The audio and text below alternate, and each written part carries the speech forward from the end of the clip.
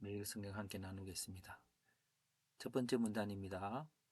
서기관들과 바리새인들은 가늠하다가 현장에서 잡힌 여인을 예수님께 데려왔습니다. 장소는 성전이었고 그 목적은 예수님을 고발하려고, 왜냐하면 예수님이 이 여자를 돌로 치려 할 것 같지 않기 때문이라고 여겨집니다. 두 번째 문단, 어른부터 젊은이까지 모두 성전에서 나갔습니다. 양심의 가책을 느꼈는데 예수님께서 죄 없는 자가 먼저 돌로 치라고 하셨고 손가락으로 땅에 서셨는데 우리 마음판에 뭔가 양심을 해서 어떤 말씀하시는 모습인 것을 생각해 볼 수 있습니다. 예수님께서 자신은 세상의 빛이므로 예수를 따르는 자는 어둠에 다니지 않고 생명의 빛을 얻는다고 하였습니다. 그 여인에게 나도 너를 정죄하지 않는다고 했고 가서 죄를 범하지 말라고 했습니다. 요 사이에서 우리가 분명히 알 수가 있습니다. 죄에, 죄에 대한, 죄에 대한 이해. 분명히 간음은 죄입니다. 그러나 죄를 지은 사람에 대한 이해, 곧 정죄함에 대한 이해는 또 다른 문제인 것이죠. 예.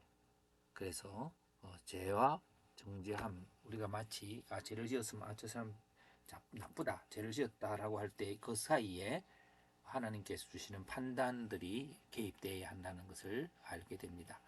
자, 다음 문장, 예수님께서는 자신이 증언하는 것이 참되다고 했습니다. 왜냐하면 예수님께서는 어디서 와서 어디로 가는지를 안다고 그랬고 육체를 따라 판단하지 아니하고 아버지의 뜻을 따라 하시기 때문이고요.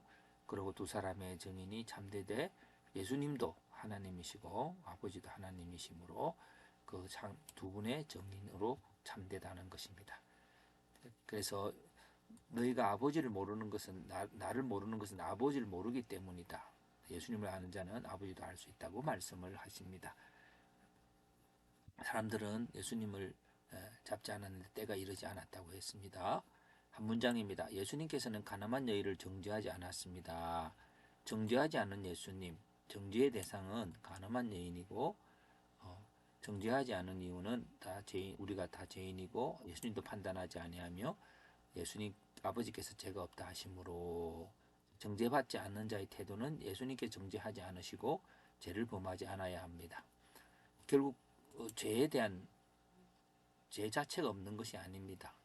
정죄 자체가 죄를 없애야 하는 하나님의 사랑과 은혜로 궁극적으로 결론되어지기 때문에 우리가 그 결론 앞에서 정죄하지 않아야 하는 것입니다. 예, 그래서 정죄하려는 자의 태도는 돌을 들어 죽이려 했지만 예수님이 주시는 양심의 가책을 받아 떠났습니다. 자, 질문들이 많습니다. 죄와 죄의 행위와 정죄의 차이가 간음 행위는 죄이지만 간음한 자에 대해 정죄하는 하고 심판하는 것은 그 맛입니다.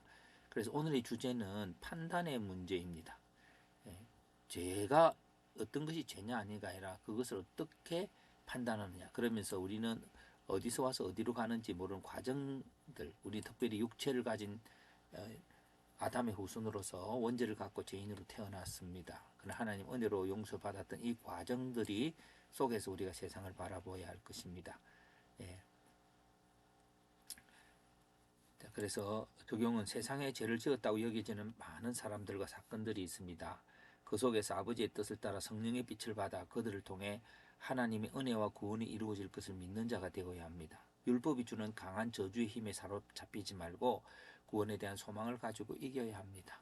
우리는 날마다 죄와 죄인들을 마주하게 되고 율법적인 저주와 심판에 대한 그런 판단력을 갖게 됩니다. 그럴지라도 성령의 빛 앞에서 다시 기도하며 하나님께서 그를 구원하실 것을 또 용서하실 것을 원하시는 아버지의 뜻 앞에 설 수 있어야 할 것입니다.